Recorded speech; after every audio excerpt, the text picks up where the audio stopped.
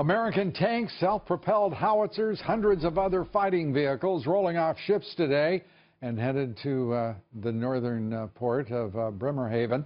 The military hardware, some 3,500 of our troops of the 4th Infantry moving into Eastern Europe. The United States aiming to bolster NATO's deterrence against possible Russian aggression. Moscow blasting the plans and the exercises as unnecessary provocation. The brigade, by the way, includes 87 tanks, 18 Paladin artillery systems, and 419 multi-purpose, 144 Bradley fighting vehicles, some 2,000 other vehicles, trailers, a lot of equipment and material, and troops, of course. Joining me now, General Jack Keane, retired 4-star general, chairman of the Institute for the Study of War.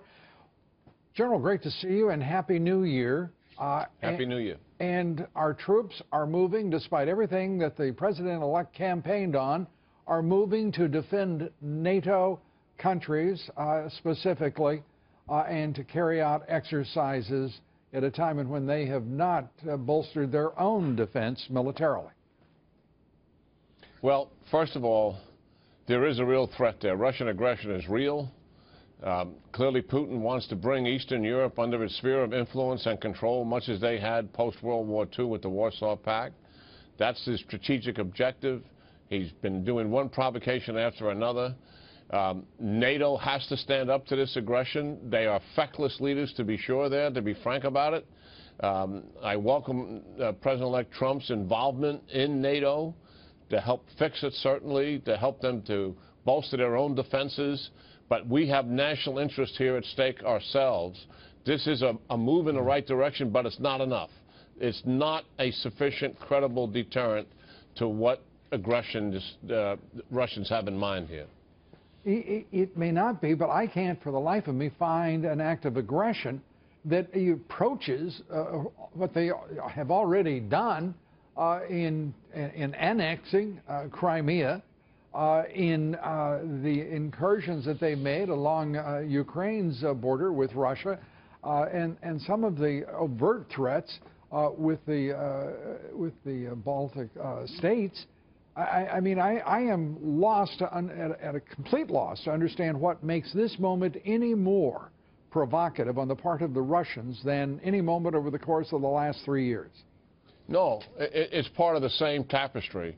It is Putin's desire to return Russia to a world power status, to back on the world stage again, to be treated as an equal to the United States as they were once before when we had a bipolar world between Russia and between the Soviet Union and the United States. It's all part of his strategic plan.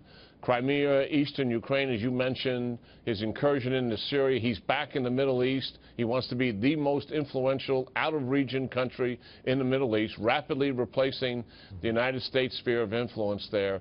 This is part of his strategic objective.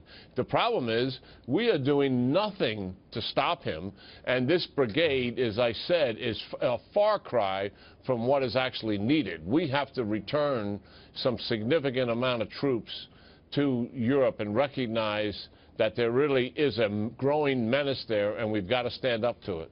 You know, I listen to General, and as you know, I have there is no military leader for whom I have greater respect than I do for you.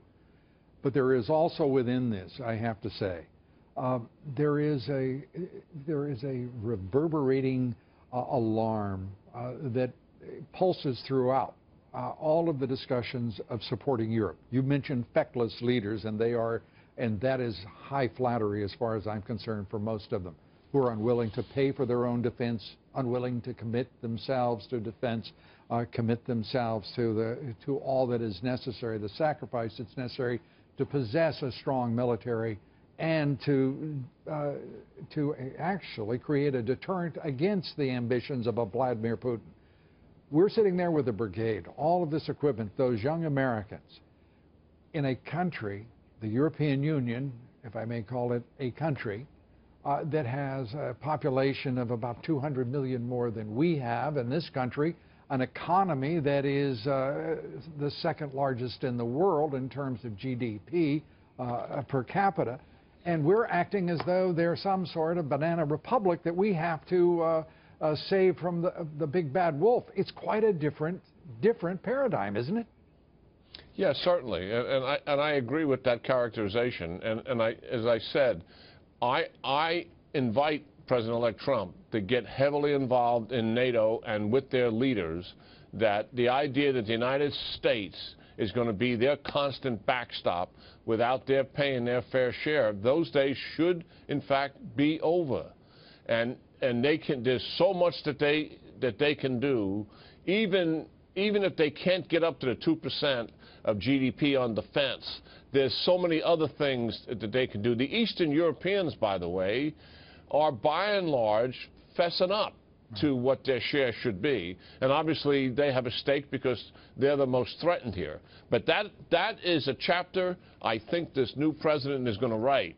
And that is an increased NATO defensive involvement, increased defenses. I'm not going to go this by myself.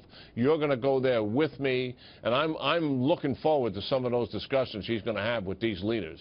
It's high time to look these guys in the eye and tell them straight out why we're here and what we expect of them as well. And always, General, we hope that you are included amongst those discussions with our soon-to-be President Donald Trump. General Jack Keane, as always, thank you, sir.